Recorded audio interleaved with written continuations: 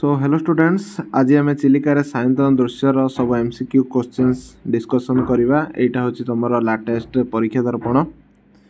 ठीक अच्छे, आम गोटे पर गोटे सबकिर एमसीक्यू डिस्कसन करवा। इच चैप्टर इच सब्जेक्टर चिलिकार सायंतन दृश्य कवितार कवि केउं समयर वर्णना करछंती।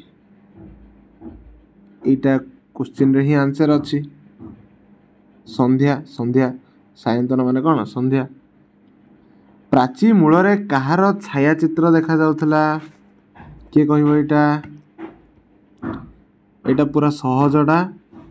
जी भी कहबो कमेंट रे जणाइबो, तार कमेंट को पिन कराहबो। समुद्र मुहाणरू माछ धरी धीवर माने केउं कथा भाबी फेरुथुले? गृह कथा, बंधु मानक कथा, निज निजर पत्नी कथा, चिलिकार सुंदरता कथा। आंसर हम गृह कथा फेरुथुले।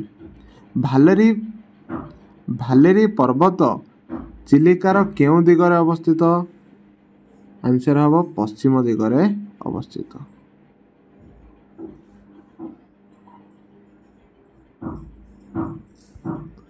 आसंती पट्टिका महल्ला से टेकी एठारे केउं मानंकु उल्लसित हेबा कथा कुआ जाय हेबार कवि देखिछंती? प्रकृति प्रेमी, पर्यटक, दिगंगना, धीवर। किए एठी उल्लास रे आछंती? धीवर माने पट्टिका माने तांकर पाल, महल्ला से माने आनंद रे तांकर नौकार पाल टेकी आनंद रे घर आड़को आछंती। कवि काहाकू उल्लासर आत्मा बोली कहिचंती? आंसर कौन हम? गीत तान को। उल्लासर आत्मा प्राय गीत तान। दिगंगना दुकूल सहित काहाकू तुलना करा जायछि? आंसर हम ज्योत्स्ना को तुलना करा जायछि। दिगंगना उद्देश्य रे केउं शब्द व्यवहार करा जायछि? आंसर हम कौन? मधुर हासिनी। दिगंगना को मधुर हासिनी। दिगंगना को उद्देश्य रे क्यों शब्द व्यवहार कराई? मधुर हासिनी। संगीत आवेश रे मन केउठी विचरण करे? अतीन्द्रिय देश रे। केउठारे विचरण करे? अतीन्द्रिय देश रे। संगीत आवेश रे किए अतीन्द्रिय देश रे विचरण करे? एबे पढ़िले आमे, एटा स्किप करो। किए ना कहिदेबी? मन। धन्य रथे एठारे रथे बोली काहाकू संबोधन करा जायछि? किए कहबो? बलदेव रथंको। काहाकू? बलदेव रथंको। मृत्युंजय तुम्भे उत्कल भुवने एक कथा कवि काहा उद्देश्य रे कहिसंती? सेई आमर बलदेव रथंको उद्देश्य रे ही कह जायछि। मीन आकर्षण आशारे पतपाल कौन करे? एटा सबुठ इंपोर्टेंट क्वेश्चन ए पाठर। कौन करे? मशाल जलाए। कौन करे? मशाल जलाए। तरणी रे जळुथबा मशाल को कवि काहा सहित तुलना करिसंती? भवे पाप मूर्ति अटैसे। का सहित? पाप मूर्ति सहित तुलना करिसंती। अज्ञान केउठारे पड़े? पाप गर्तरे पड़े। केउठारे पड़े? पाप गर्तरे पड़े। पाप गर्भरे किए पड़े? अज्ञान। मशाल देखी मीन माने केउठाकू डेइबे बोली कहा जायछि? केउठाकू? तरी गर्भकू। माने तरी गर्भे डेई देबे प्राण। मीन माने केउठाकू डेई प्राण हराउथिले? तरी गर्भकू। जेमती पूरा रिवीजन हे जिवो आ मने रहि जिवो सब एमसीक्यू। तरी गर्भकू किए? तरी गर्भकू डेई किए प्राण हराउथिले? एटा समस्त जानिच। मीन माने आशार उत्थान पतन को कवि काहा सहित तुलना करिसंती? मशाल रो शिखा सहित तुलना करिसंती। हैला एटा मशाल रो शिखा। ଦୁଃଖୀ ମନରେ କାହାର ଉତ୍ଥାନ ପତନ ଘଟିଥାଏ? ଆଶାର ଉତ୍ଥାନ ପତନ ଘଟିଥାଏ। ଦୁଃଖୀ ମନେ ଆଶା ଉତ୍ଥାନ ପତନ ବୋଲି ଗୋଟେ ଧାଡ଼ି ମଧ୍ୟ ଅଛି, ସେଇ ଧାଡ଼ିରୁ ଏଇଟା ପଚରାଯାଇଛି। ନିଶା ଆଗମନରେ ଅବନୀ କେଉଁ ରୂପ ଧାରଣ କରିଛି? ମାନେ ନିଶା ଯେତେବେଳେ ଆଗମନ ହେଲା ଅବନୀ ମାନେ କ'ଣ ହେଇଗଲା? ନିଶ୍ଚଳ ହେଇଗଲା।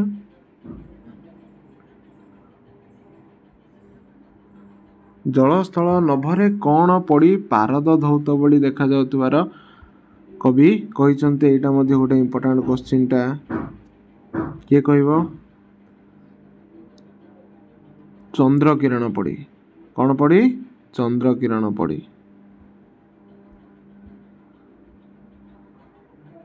ଚନ୍ଦ୍ର କିରଣରେ ସୃଷ୍ଟି କିପରି ଦିଶୁଛି?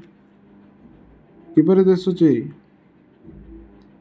ପାରଦ ଧୌତ ଭଳି ଦେଖାଯାଉଛି। ହ୍ରଦର ମଧ୍ୟଭାଗରେ କାହାର ପ୍ରତିବିମ୍ବ ଶୋଭା ପାଉଛି ବୋଲି କବି କହୁଛନ୍ତି? ପାହାଡ଼ର। କାହାର? ପାହାଡ଼ର। ସର୍ପମଣ୍ଡିତ ଶିବଙ୍କ ସହିତ କବି କାହାକୁ ତୁଳନା କରିଛନ୍ତି? ବନଭୂମିକୁ। କାହାକୁ? ବନଭୂମିକୁ।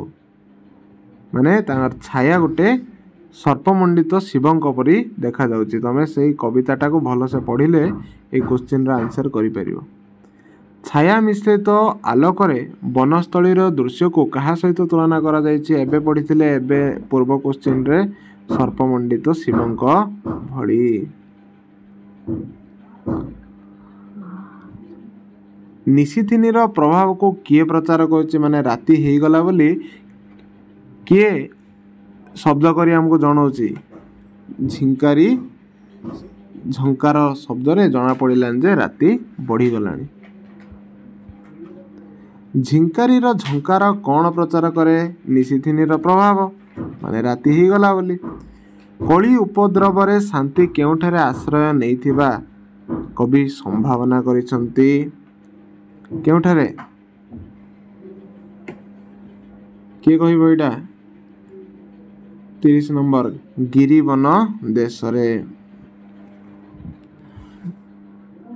କଳି ଉପଦ୍ରବେ ତେଜିଲ କାଳୟ, ଶାନ୍ତି କିଏ ସ୍ଥଳେ ଭଜିଲେ ଆଶ୍ରୟ। ଅଛି ଗୋଟେ ଧାଡ଼ି।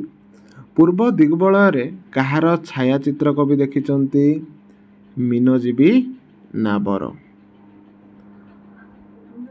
କେଉଁ ପାହାଡ଼ ଶିଖରରେ ସନ୍ଧ୍ୟାତାରା ଦେଖି କୈବର୍ତ୍ତ ମାନେ କୂଳକୁ ଫେରି ଆସିଛନ୍ତି? କେଉଁଠାରେ? ଭାଲିରୀ ପର୍ବତର ଉପରେ ସନ୍ଧ୍ୟାତାରାକୁ ଦେଖିଛନ୍ତି ମୀନଜୀବୀ ମାନେ। କବି ସୂର୍ଯ୍ୟ ନାମରେ କିଏ ବିଖ୍ୟାତ? କିଏ କହିବ ଏଇଟା? ଅତି ଇଜି କ୍ୱେଶ୍ଚିନ୍ଟା। ବଳଦେବ ରଥ। ଜ୍ୟୋତ୍ସ୍ନା ଦୁକୂଳ ବାସିନୀ ଏହି ଉକ୍ତିଟି କାହା ଉଦ୍ଦେଶ୍ୟରେ କବି ପ୍ରକାଶ କରିଛନ୍ତି? ଦିଗଙ୍ଗନା ଉଦ୍ଦେଶ୍ୟରେ। କାହା ଉଦ୍ଦେଶ୍ୟରେ? ଦିଗଙ୍ଗନା ଉଦ୍ଦେଶ୍ୟରେ। କବି କେଉଁମାନଙ୍କୁ ମଧୁର ହାସିନୀ ବୋଲି କହିଛନ୍ତି? କାହାକୁ? ଦିଗଙ୍ଗନାକୁ। କାହାକୁ? ଜ୍ୟୋତ୍ସ୍ନା ଦୁକୂଳ ବାସିନୀ। ଏମିତି ଗୋଟେ ଧାଡ଼ି ଅଛି, ମୋର ଏକ୍ଜାକ୍ଟଲି ମନେ ପଡ଼ୁନି, କିନ୍ତୁ ସେଥିରେ ଅଛି। କବି ରାଧାନାଥ ପ୍ରକୃତିକୁ କେଉଁ ରୂପରେ ଦେଖିଛନ୍ତି? ନାୟିକା ରୂପରେ। କାରଣ ସେ ସତେ ଯେମିତି ଗୋଟେ ପ୍ରକୃତିକୁ ମନୁଷ୍ୟର ରୂପ ଦେଇଛନ୍ତି, ଗୋଟେ ନାୟିକାର ରୂପ ଦେଇଛନ୍ତି। ମାତ୍ର ଯଶୋ ଦେହେ ତୁମ୍ଭେ ଆୟୁଷ୍ମାନ ଉକ୍ତିଟି କାହାକୁ ଲକ୍ଷ୍ୟ କରି କୁହାଯାଇଛି? କାହାକୁ? କିଏ କହିବ? କବି ସୂର୍ଯ୍ୟଙ୍କୁ। କବି ସୂର୍ଯ୍ୟ ବଳଦେବ ରଥଙ୍କୁ ଆଖ୍ୟା କରି କୁହାଯାଇଛି ଯେ ତମେ ମୃତ୍ୟୁ ପରେ ମଧ୍ୟ ଏହି ଉତ୍କଳ ଭୁବନରେ ତମକୁ ସମସ୍ତେ ମନେ ରଖିଛନ୍ତି। ଚିଲିକାରେ ସାୟନ୍ତନ ଦୃଶ୍ୟ କବିତାଟି କେଉଁ କାବ୍ୟର ଅଂଶବିଶେଷ? ଚିଲିକା କାବ୍ୟର। କେଉଁ କଥା ଶୂନ୍ୟରେ ଚାଲିଯିବା କଥା କୁହାଯାଇଛି? ମନ। କ'ଣ ହେବ? ମନ।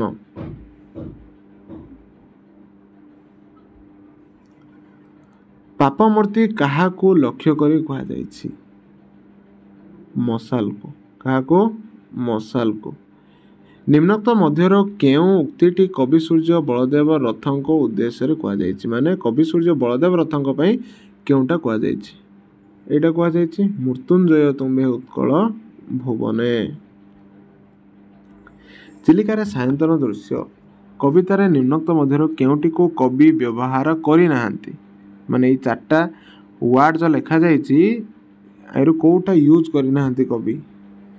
ଜ୍ୟୋତ୍ସ୍ନାମୟ ୟୁଜ୍ କରିନାହାନ୍ତି, ଜ୍ୟୋତ୍ସ୍ନା ପରିସ୍ଫୁଟ କରିଛନ୍ତି, ଜ୍ୟୋତ୍ସ୍ନା ସ୍ନବ କରିଛନ୍ତି, ଜ୍ୟୋତ୍ସ୍ନା ପ୍ରତିଫଳ ମଧ୍ୟ କରିଛନ୍ତି। ଗଲାଣି ତ ଗଲା କଥାରେ ସଂଗାତ ଉକ୍ତିଟି କବି ସୂର୍ଯ୍ୟଙ୍କର କେଉଁ ରଚନାରୁ ଉଦ୍ଧାର କରାଯାଇଛି? ଏଇଟା ମଧ୍ୟ ଇମ୍ପୋର୍ଟାଣ୍ଟ କ୍ୱେଶ୍ଚିନ୍ଟା କିଶୋର ଚନ୍ଦ୍ରାନନ ଚମ୍ପରୁ ଉଦ୍ଧାର କରାଯାଇଛି।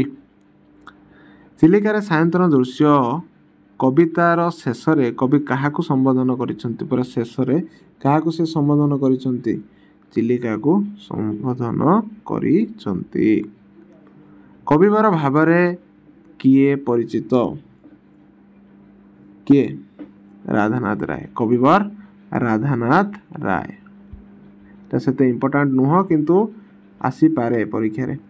ଆଧୁନିକ ଓଡ଼ିଆ କାବ୍ୟଧାରାର ଭିତ୍ତି ସଂସ୍ଥାପକ କବିବର ରାଧାନାଥ ରାୟ କେଉଁ ଜିଲ୍ଲାରେ ଜନ୍ମଗ୍ରହଣ କରିଥିଲେ? ଜନ୍ମ କେଉଁଠି? ବାଲେଶ୍ୱରରେ। ନିମ୍ନୋକ୍ତ ମଧ୍ୟରୁ କେଉଁଠି ରାଧାନାଥ ରାୟଙ୍କ ଲେଖା ନୁହଁ? ଏଇ 4ଟାରୁ କେଉଁଟା ଲେଖା ନୁହଁ? ଇନ୍ଦୁମତୀ ତାଙ୍କର ଲେଖା ନୁହଁ। ତ ପୁଣି ମିଶିବା ନେକ୍ସଟ ଭିଡ଼ିଓରେ। ଯିଏ ବି କରେକ୍ଟ ଆନ୍ସର ଦେବ ତାର ଆନ୍ସରକୁ ପିନ୍ କରାହେବ ଆଉ ସେମାନଙ୍କୁ ଥ୍ୟାଙ୍କସ୍ ନୋଟ୍ ଗୋଟେ ଦିଆଯିବ। ତମେ ଯଦି କହିବ ଇମ୍ପୋର୍ଟାଣ୍ଟ କ୍ୱେଶ୍ଚିନ୍ର ଲଙ୍ଗ ଭିଡ଼ିଓ ଫର୍ମାଟ୍ ଯଦି କିଏ ମନେ ରଖିପାରୁନାହାନ୍ତି ମୁଁ ତୁମକୁ ସହଜରେ ବୁଝେଇଦେବି ଯଦି ତୁମେ କମେଣ୍ଟ କରିବ। ଆମେ ନେକ୍ସଟ ଆଗକୁ ବଢ଼ିବା। ଠିକ୍ ଅଛି। Thank you and do subscribe this channel.